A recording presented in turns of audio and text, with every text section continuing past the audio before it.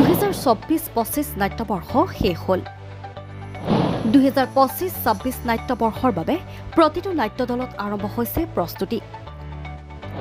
কোনখন থিয়েটাৰত কি নাটক থাকিব এইবাৰ? ব্যতিক্ৰমী নাট্য সম্ভাৰেৰে সাজু হৈছে প্ৰতিটো নাট্য দল। বিশেষকৈ সোণালী জয়ন্তী বৰ্ষত ভৰি দিয়া কহিনুৰ থিয়েটাৰৰ এক বিশাল আয়োজন। এসময়ত সমগ্ৰ নাট্য জগতত হেমন্ত দত্তৰ গঠন শৈলীৰে খলকনি সৃষ্টি কৰা টাইটানিক নাটকখনক প্ৰণৱ বৰুৱাৰ দ্বাৰা আকৌ নতুন ৰূপত উপস্থাপন কৰিব কহিনুৰ থিয়েটাৰে।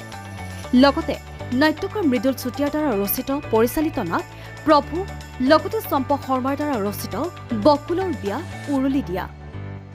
2025-26 নাট্যবৰ্ষত মঞ্চ কপাবলৈ সাজু হৈছে আবাহন থিয়েটাৰ। মঞ্চ জগতৰ মহাৰাণী প্ৰস্তুতি পৰাশৰৰ দুৰ্দান্ত অভিনয়েৰে আবাহনৰ মঞ্চত জিলিকিব অভিজিৎ ভট্টাচাৰ্যৰ তিনিখন ভিন্ন কাহিনীৰ নাটক।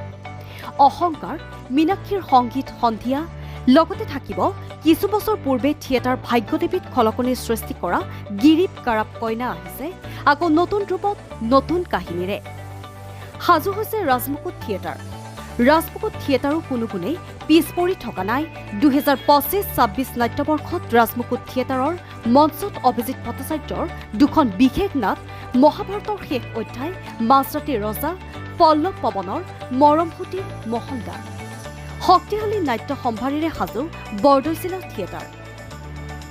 বৰদৈচিলা থিয়েটাৰৰ মঞ্চত এইবাৰ থাকিব চম্পক শৰ্মাৰ দুখনকৈ নাটক ফেচবুকৰ প্ৰেয়সী আৰু ৰাৱণ। লগতে থাকিব অভিজিৎ ভট্টাচাৰ্যৰ জোনবায়ে কান্দিছে। একেদৰে ইতিহাস থিয়েটাৰত অভিজিৎ ভট্টাচাৰ্যৰ ৰাম ৰাজ্যৰ লক্ষ্মণ, দৰাযাত্ৰী আৰু মানুহ নহয় প্ৰেমী তিনিখন ভিন্ন কাহিনীৰ নাটকেৰে সাজু ইতিহাস থিয়েটাৰ।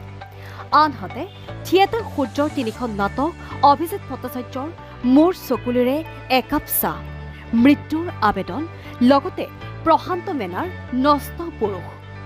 মুঠৰ ওপৰত 2025-26 নাট্যবৰ্ষৰ বাবে সাজু হৈছে অসমৰ প্ৰতিটো ভ্ৰাম্যমান নাট্য দল। Entertainment desk report, Assam prime news.